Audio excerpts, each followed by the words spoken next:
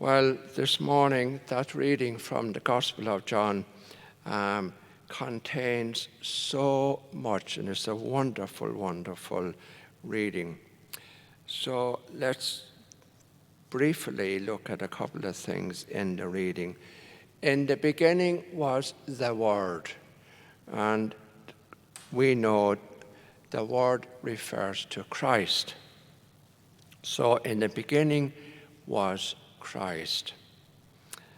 He was in the beginning with God because he was God, and everything came through him.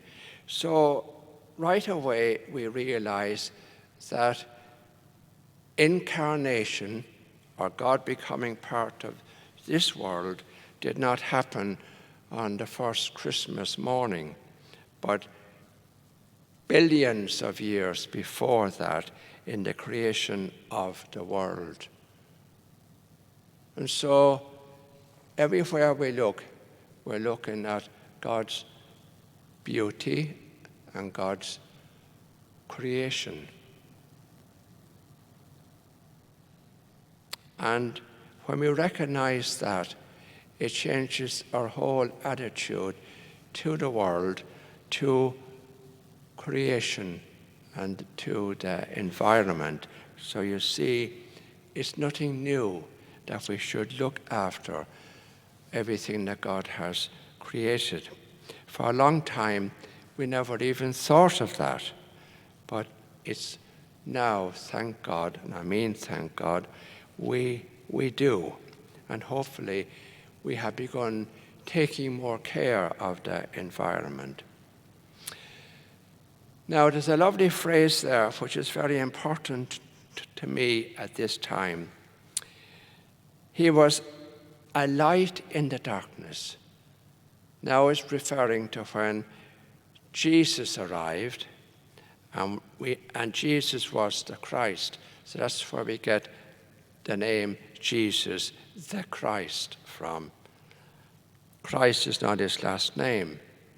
Christ was there from all time, but he became flesh in the person of Jesus, and so he raised us to a whole new creation, so to speak, that we too now, he became one of us, and so we now are one with God.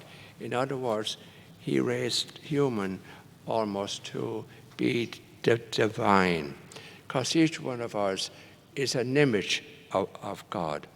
So when I look at you, I'm not just looking at another person, but hopefully I see in you an image of God. And so to finish off, if we really, really believe what is in this beautiful reading from the Gospel of John, Jesus and the coming of Jesus was not plan B, so to speak, but it was always part of God's plan.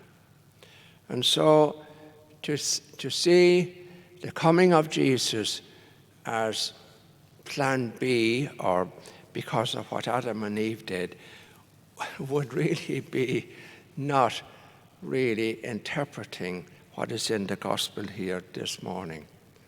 So it was always part of God's plan that Jesus would take on human flesh and become totally human in every sense of the word.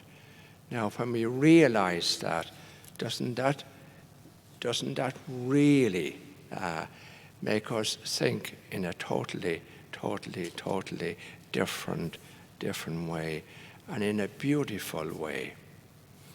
And earlier this morning, I was doing a little meditation on the name Jesus. It's a powerful name. And the more often you say that, not as an expletive, but as a prayer, Jesus. So whenever you're down, when you're tempted, when you're depressed, when you're lonely, when you're isolated, when you're trying to work out what is happening around you at the moment, when people we know are dying of the coronavirus, when there's a darkness all around us. Just repeat that beautiful name, Jesus. Let it come from the heart. Jesus. And as you fall asleep at night, let your last word be Jesus.